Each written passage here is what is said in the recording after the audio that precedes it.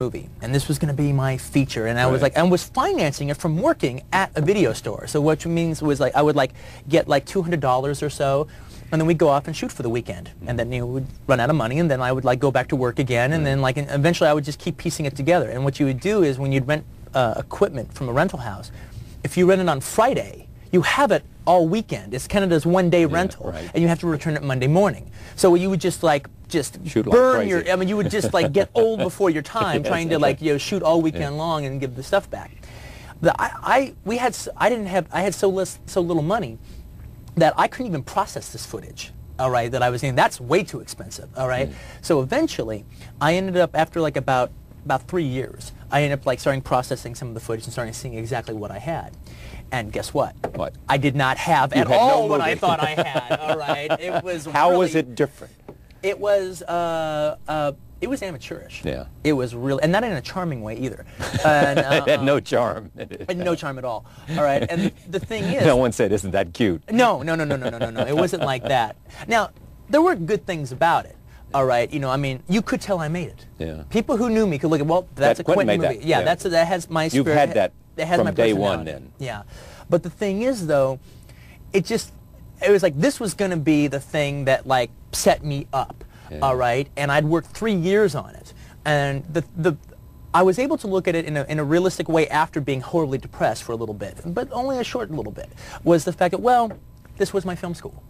All right, and this was the best film school a person could possibly have. I mean, I actually, instead of like going to school and paying a ton of money to be allowed to use some of their crappy equipment, all right, I actually went out and actually tried to make a feature film. All right, now I failed. It was guitar picks when I was finished. But when I looked at the footage, now all the stuff I did the first year, which was all the story stuff, all right, sucked. All right, but the stuff that I did like the last couple of months, that wasn't so bad. Yeah. And what made the difference? What did you learn after you got past the story stuff? And is that what is best about even Pulp Fiction, where you got beyond the story stuff? Well, no. To me, I actually think one of my strengths is my storytelling. Because I actually am committing to telling a story. It was because you're a writer. More as a viewer, more the fact that I just like, I like it when somebody tells me a story, and I actually really feel that that's becoming like a lost art in American everybody cinema. says about you, I mean, the things that come out about you, one is a video arcade story, and growing up with your mother and loving the movies and seeing, they always talk about carnal knowledge. And the other thing that comes out is when they talk about you, and I want to talk about this a little bit later, but it is that you, in a sense, have taken novelistic techniques. Very much so, very much so. And translated them to filmmaking, to cinema. No, I know. That's the thing is because to me, most movies that you see now. I mean, that used to be the thing about America was the fact that Hollywood. Forget America. Hollywood. Hollywood used to. That's what we did better than anybody else in the world. We told a really good story. Europe was where you had character-based films or mood-based films, but America, we told a story. We're the worst at it now, as far as I'm concerned. At telling a story. Telling a story. We don't tell a story. We tell a situation. Most of the movies that you see nowadays, and I'm not a Hollywood basher because enough good movies come out of the Hollywood system every year to justify its existence, but without any apologies. However, a good majority of movies that come out, all right, you pretty much know everything you're going to see in the movie by the first 10 or 20 minutes. Now, that's not a story. A story is something that constantly unfolds. I'm not talking about like this quick left turn or a quick right turn or a big surprise. I'm talking about it unfolds. All right? Yeah, but you don't believe in a linear storytelling. No. Well, it's not. It's not so much I don't believe in it. It's the situation. It's not the fact that I'm like on this big crusade against linear storytelling. All right, but it's the thing is, it's not the only game in town. Yeah. All right. I mean, the bottom line is, all right, my storyline jumps all over the place. Right. In Pulp back Fiction. And forward. Yeah, back and forward. Now the thing is, the truth of the matter is, if I had written Pulp Fiction as a novel and I was on your show, you would never even remotely bring up the structure. Flashbacks or whatever it was. You would never bring it up. All right, because it's like a novel can do that no problem. Yeah. Novelists have always had just a complete freedom to pretty much tell their story any way they saw fit. All right, and that's kind of what I'm trying to do. Now the thing is, for both novels and film, 75% of the stories you're going to tell will work better on a dramatic basis, on a dramatically engaging basis, to be told from a linear way. But there is that 25% out there that can be more resonant by telling it this way. And I think in the case of both Reservoir Dogs and Pulp Fiction, it gains a lot more resonance being told in this kind of like wild way. But is it also because that wild way keeps the audience on the edge of the seat? I mean, you have talked about the use of violence. Right. And it is, in a sense, you want that viewer, that person watching your film, experiencing the film, to be on the edge of the seat. Yeah. Oh, definitely. I mean, everybody does, but yeah, you believe that the techniques you employ do that. Yes, I do. I mean, but the thing is, it's not even just so much. I mean, the thing is, I know as a viewer, the minute I start getting confused, I check out of the movie. Emotionally, I'm severed. Confused. Yeah, if when I'm watching a movie and all of a sudden something starts happening where all of a sudden the storyline and everything is, it gets confusing. I don't know where I'm at when I'm watching it. I think an audience has like this, like almost like umbilical cord to the screen, and it gets severed when confusion comes in. And therefore you lose them.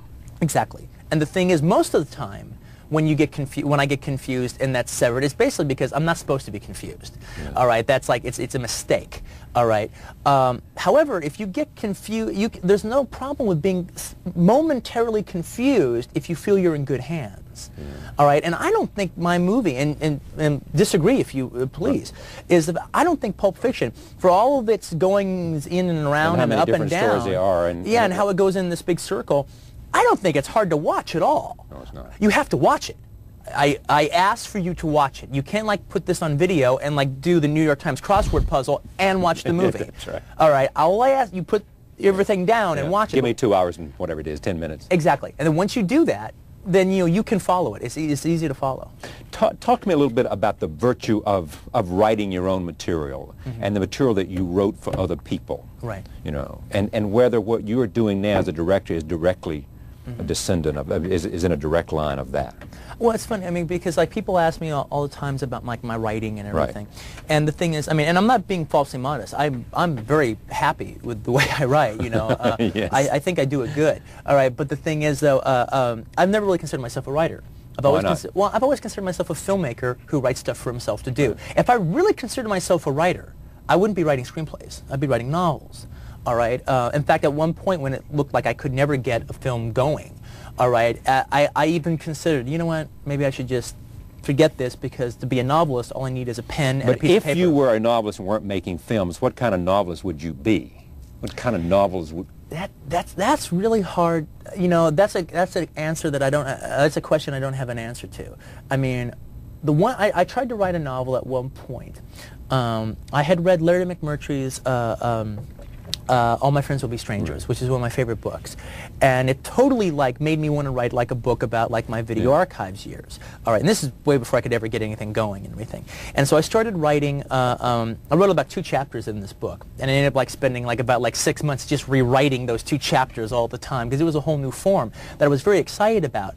But ultimately, I'm a filmmaker, and I just like, you know what, if I'm going to put the work that really needs to be put into this, I'm going to be a novelist, and I think I could get this published, and I don't want to.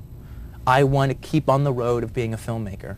But the thing is, with doing my own stuff, as opposed to like somebody else doing it, or me doing somebody else's script or something, is what's nice about doing my own stuff. One, I'm usually happy with my stuff, all right, and it's also very personal. All right. If I was like writing a movie about, I mean, I could have an idea in my head for 5, 6, 7 years. All right. And I've kind of little by little been working out different things about it.